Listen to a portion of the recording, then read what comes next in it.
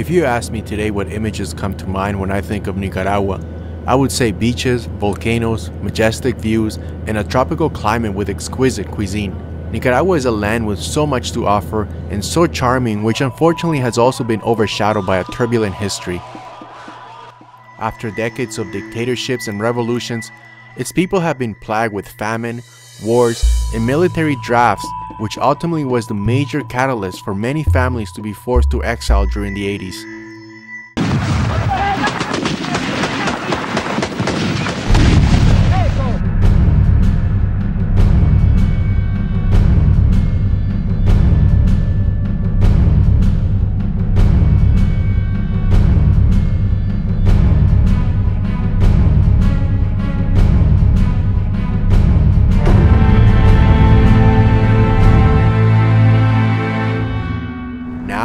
After all these years, I've decided to go back and revisit my memories, landscapes, and reconcile my fears with its beauty through a lens.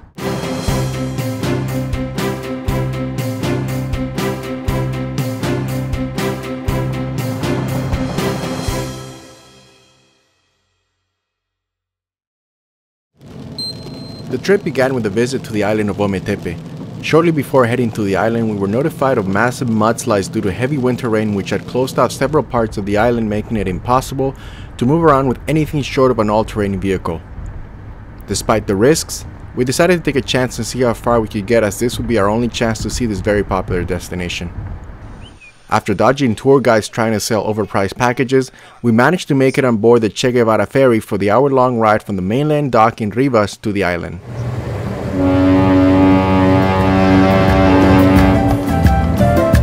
Bajo el cielo azul de Nicaragua, en el mar dulce del Cocibolca, hay una isla con dos volcanes, un paraíso verde de paz, donde el que llega siempre regresa, y en donde el cacique Nicaragua de su belleza se enamoró. Ometepe, tierra prometida. De paz, Ometepe, tierra prometida. Ometepe, oasis de paz. Ometepe is currently one of the destinations admired by both locals and international tourists for its nature, hospitality, and beautiful sceneries. The main port of the island is located in Moyogalpa. Moyogalpa is a small town which, despite its size, it offers many commodities and services to tourists, such as clean and comfortable accommodation, internet, restaurants and bars with local and international cuisine. There's also a growing number of locals that offer rental services of cars, motorcycles, bicycles, as well as tours. Taxis in the island are pricier than the ones in the mainland. As a result, I recommend taking your own vehicle on the ferry or renting a motorcycle on the island.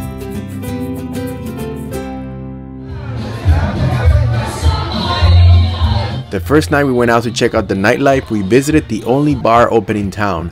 The vibe and people were friendly and everyone was there to have fun. The police presence was always there to enforce the noise rules. After midnight, the noise level had to be brought down. However, that didn't deter most of us from having fun.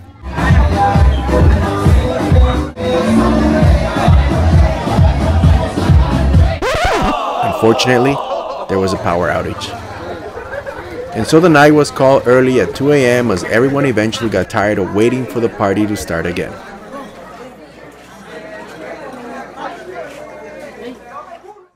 The next day, we got up early in hopes of exploring the island and its many locations tourists come to visit.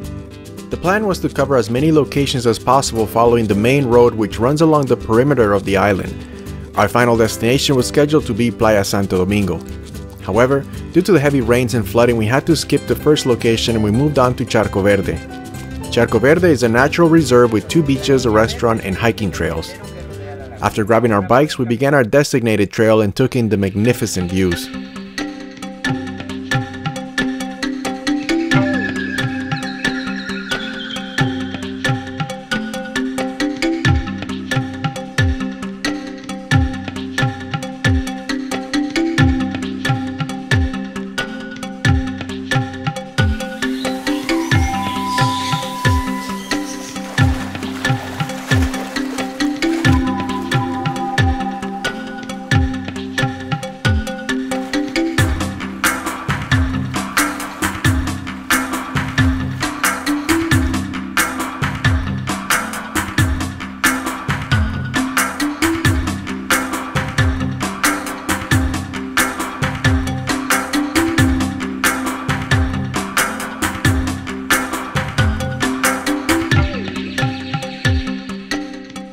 After our trail, we stopped for some cold beers and a delicious lunch at Charco Verde's restaurant overlooking the lake and beach before continuing our most difficult part of the journey.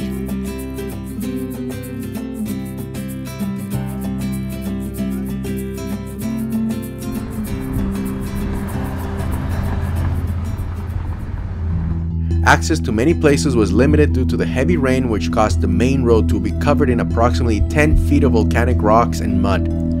The municipality worked long hours to clean as much of the road as they could, as this was the only passage around the entire island. Despite the efforts, our vehicle was certainly not equipped to handle the conditions, and our reach to our destination was very limited.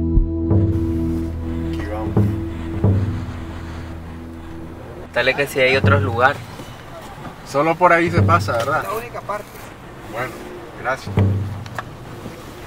After a long bumpy road and a flat tire, we were hesitant to take any more chances.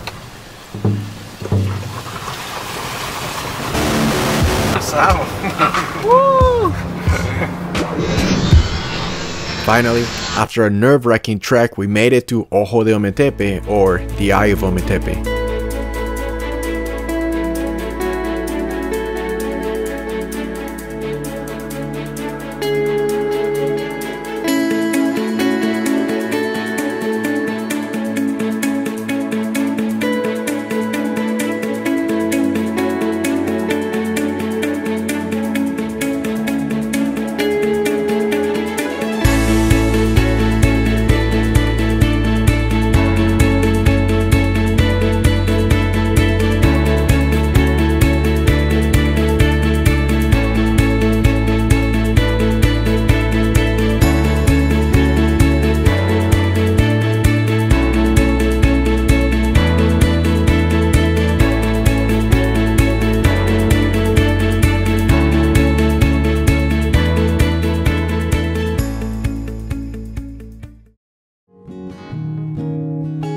Our stay was made even better by the staff of Hotel Nicaragua.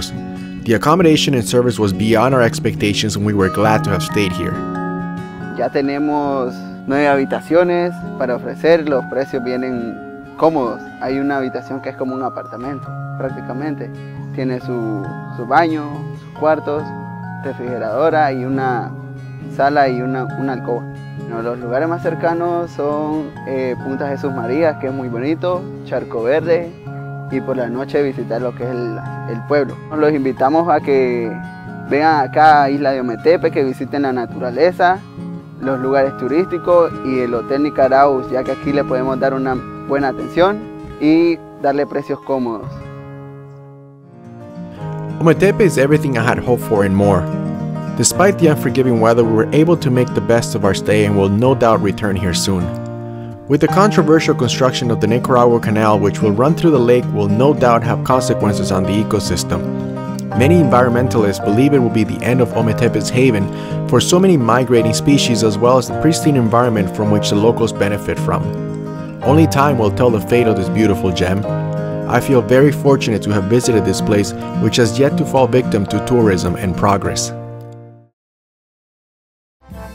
Oasis de paz, Ometepe, tierra prometida.